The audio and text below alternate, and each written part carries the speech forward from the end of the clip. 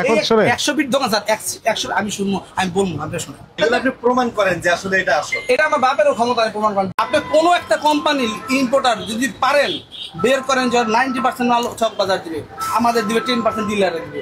Dealer মাল পারে না, এক কোয়ান্টিটি মাল আনলে বাংলাদেশ শেষ হয়ে যায়, তো ডিলাররা কি করে? ডিলার আগে মাল নাই পায়, কিন্তু ওরা তো সবই চক বাজারে নগদ টাকা পায় আগে দিয়ে দিচ্ছে।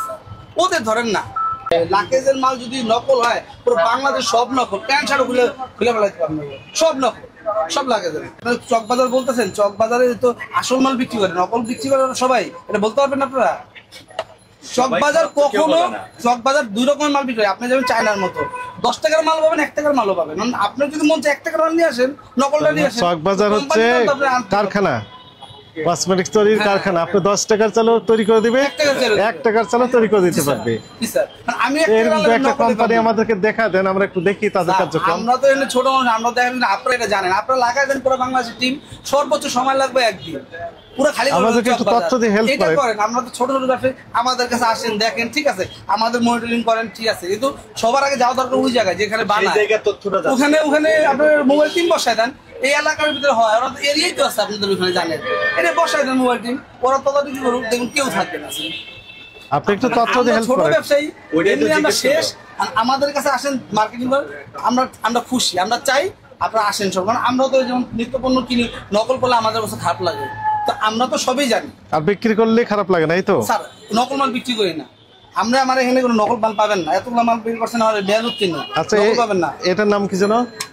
এটা হচ্ছে আপনার গান মেশিন, মানে যেটা গান মানে বন্ধু কি কাজ? কি কাজ? এই রেড বসানো, রেড বসানো। আপনি এখানে তো তাহলে রেড বসাচ্ছেন, চক বাজারের অর্ধেক কাজ আপনি করতেছেন। চক বাজার এটা থাকে না, ওরা আবার চক বাজারে করে আপনার লিভারে তো ধরলে দেয় 1000 কোটি টাকা ধরবো মামলা। কেন? লিভার ব্রাঞ্চ বেশি মালে দিয়ে দেয় আগে চক বাজারে, পরে দেয় আমাকে।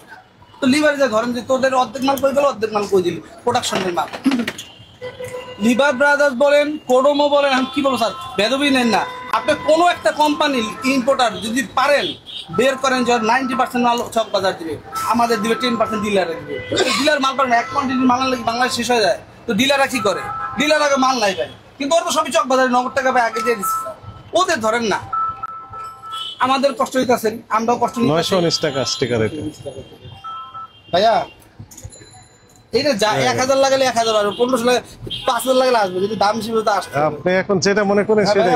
ভাই আমি পরে কথা বলি। আচ্ছা, আমাকে সিম্পল একটা কথা বলেন, এই মূল্য দাম নির্ধারণ করে দিচ্ছেন প্রাইস গান মেশিন, বুঝলাম, প্রাইস গান মেশিন, আপনি যে দাম লিখে দিলেন কোন ভিত্তিতে দামটা লিখে দিলেন? দামটা যেমন আমি যেমন এই মালটা কিনছি, এটা কোড আছে, কত লাখ কি দেখতে পাচ্ছেন? এডিটি হচ্ছে আমাদের হ্যাঁ, এই হচ্ছে 2, এ মানে 2, হ্যাঁ, ডি মানে 7, তাহলে কত হলো? 270। আর টি মানে? টি মানে 0, হ্যাঁ, 270। আমরা কিনা 325। আমি যদি 325 লাগাইছি, তাহলে আমার 55 টাকা লাভ ধরছি।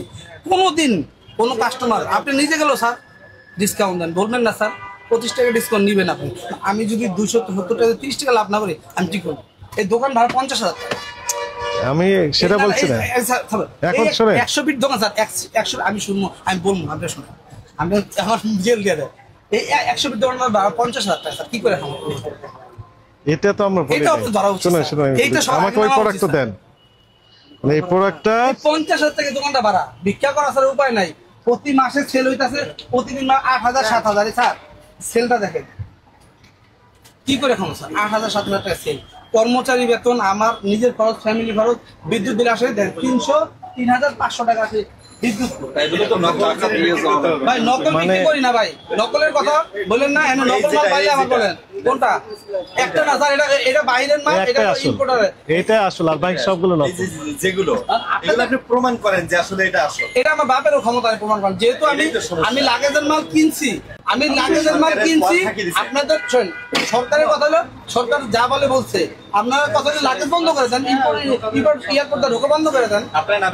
আপনারা লাগেজ যদি ধরেন, লাগেজের মাল যদি নকল হয় পুরো বাংলাদেশ সব নকল, প্যান্ট শার্ট খুলে ফেলাইতে পারবেন, সব নকল।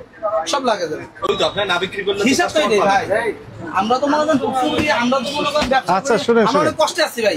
আমাদের কষ্ট বোঝাতে নেই, দোকান ভাড়া কমান, আমরা 5 টাকা লাভ করবো, সমস্যা নাই। ঠিক আছে, বিদ্যুৎ লাভের বিল কমান, আমরা 5 লাভের টাকা কথা আমরা বলি নাই। আমাদের বক্তব্য জি স্যার, যে যেনারা এই প্রোডাক্টগুলো তৈরি করেছেন জি স্যার। ইনারাই হচ্ছে sole authority to fix the price of this product. যিনি তৈরি করলেন কোম্পানি হচ্ছে সোল অথরিটি, যেনারাই পণ্যের মূল্য নির্ধারণ করবেন। আপনি কি তৈরি করেছেন এখানে? না স্যার, আমি তাহলে আপনি এই প্রাইস গান মেশিন দিয়ে এগুলো লিখতে পারবেন না। এটা তো এটি যিনারা তৈরি করেছেন ওনারা পারবেন। আর একটি অথরিটি আছে বিদেশি প্রোডাক্টের ক্ষেত্রে, ইম্পোর্টার পারবেন।